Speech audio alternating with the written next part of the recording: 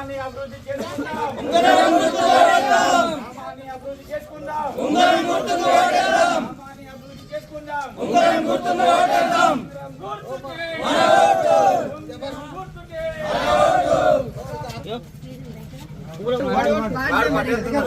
రాము రాము రాము బంగారాము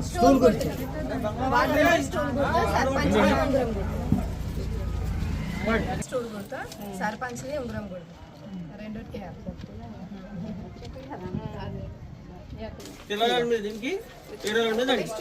చెప్పు పెట్టాది ఏడ ఉంటుంది 3వ నంబర్ మీద ఇష్టం కొడుతుంటది ఉంగరం కొడుతూ పైన ఉంటది ఫస్ట్ నంబర్ మీద ఉంటది ఉంగరం గుర్తుకే ఉంగరం గుర్తుకే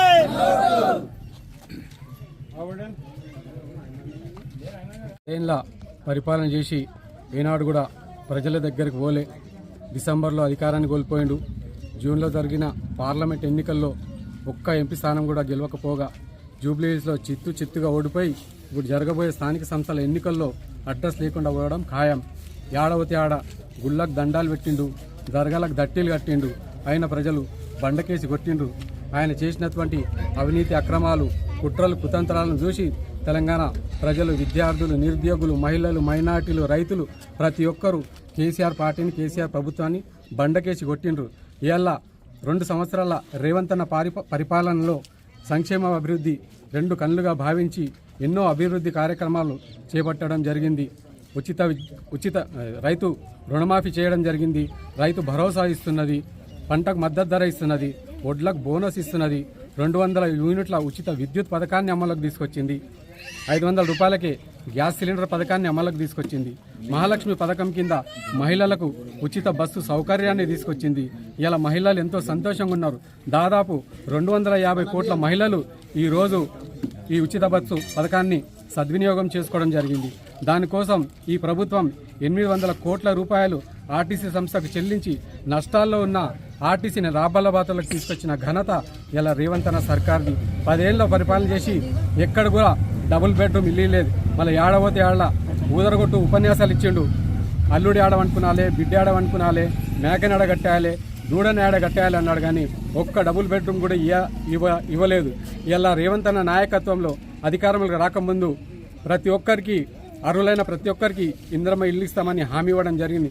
మాట కట్టుబడి ఇలా మండలంలోని ప్రతి గ్రామంలో ముమ్మరంగా ఇందిరమ్మ ఇండ్ల నిర్మాణ పనులు కొనసాగుతా ఉన్నాయి. 10 ఏళ్ల నుండి దుర్మార్గుడు ఒక్క రేషన్ కార్డు ఇయ్యలే.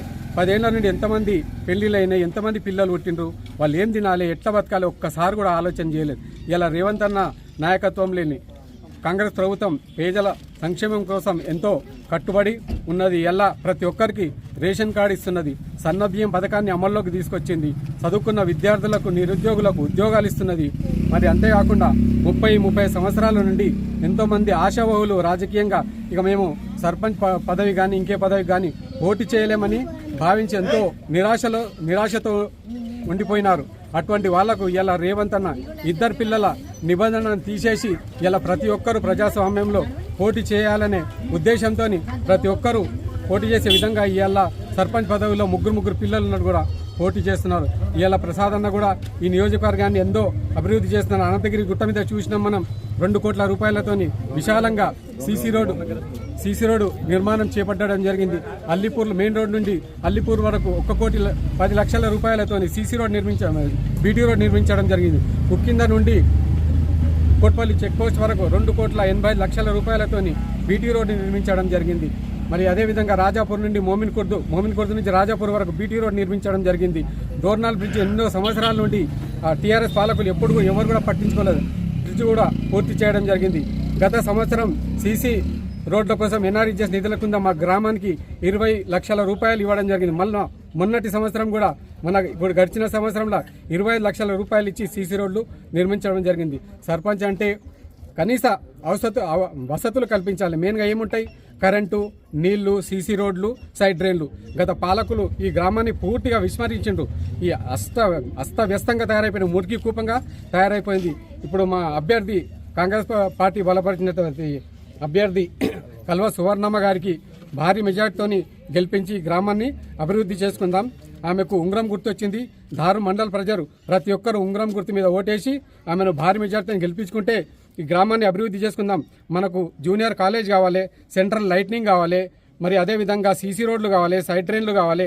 అన్ని విధాలుగా ఈ గ్రామాన్ని అభివృద్ధి చేసుకోవాలంటే కాంగ్రెస్ పార్టీ రూలింగ్లో ఉంది కాబట్టి ప్రసాద్ అన్న హామీ ఇవ్వడం జరిగింది. కల్వ సువర్ణమ్మని నేను అభ్యర్థిగా మీరు ప్రకటించండి, నేను అన్ని విధాలుగా మీకు సహకారం అందిస్తానని చెప్పినందుకు మీరందరూ గ్రామ ప్రజలు ప్రతి ఒక్కరికి పేరు పేరున కోరుతా ఉన్నాను. 14వ తేదీ నాడు ఇక్కడ సర్పంచ్ ఎన్నికలు ఉన్నాయి కాబట్టి ప్రతి ఒక్కరూ ఉంగరం గుర్తు మీద ఓటేసి కల్వ సువర్ణమ్మను భారీ మెజార్టీని గెలిపించాలని కోరుకుంటూ ముగిస్తున్నాను. దారూర్ లోపల సర్పంచ్ దారూర్ అభివృద్ధి చెందాలంటే ప్రసాద్ కుమార్ గారు బలపరిచిన అభ్యర్థి కల్వ సువర్ణమ్మ గారిని దారూర్ ప్రజలు భారీ మెజార్టీతోటి గెలిపించాలి. ప్రసాద్ కుమార్ గెలిచిన తర్వాతనే 10 ఏళ్లతో కుంటుబడిన అభివృద్ధి కార్యక్రమాలు కానీ సంక్షేమ పథకాలు కానీ అవన్నీ ప్రసాద్ కుమార్ గారు గెలిచిన తర్వాతనే అభివృద్ధి చెందినాయి. సంక్షేమ పథకాలు కూడా అన్ని విధాల బీద ప్రజలకు అందరికీ కళ్యాణ లక్ష్మి కానీ, షాది ముబారక్ కానీ, ఇండ్లు కానీ, ఇందిరమ్మ ఇండ్లు కానీ అందడం జరిగింది. పింఛన్లు కానీ, రేషన్ కార్డులు కానీ ప్రతి ఒక్కటి ప్రసాద్ కుమార్ గారి ఆధ్వర్యం లోపలనే మా దారూర్ గ్రామాల లోపల ఇవ్వడం జరిగింది. అందుగురించే దారూర్ ప్రజలకు అందరికీ నేను విన్నవించుకున్నది ఒక్కటే, ప్రసాద్ కుమార్ గారు బలపరిచిన కల్వ సువర్ణమ్మ గారిని దారూర్ ప్రజలు భారీ మెజార్టీతో గెలిపించాలని కోరుకుంటున్నాను. బీఆర్ఎస్ పార్టీ అధికారంలో ఉండి దారూర్ గ్రామం పూరా వెనుకబడ్డది. ఎక్కడ చూసిన మురికి కాలువలు, సీసీ రోడ్లు.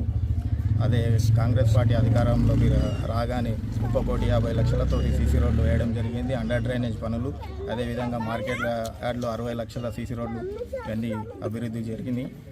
కనుక దారూర్ గ్రామ ప్రజలు ఉంగరం గుర్తుకు ఓటేసి ప్రసాద్ కుమార్ అన్న నిలబెట్టిన బలపరిచిన వ్యక్తి కాబట్టి ఉంగరం గుర్తుకు వేసి అభివృద్ధి కావాలంటే దారూర్ గ్రామం అభివృద్ధి కావాలంటే ఉంగరం గుర్తుకు ఓటేసి గెలిపించాలని కోరుకుంటున్నాం.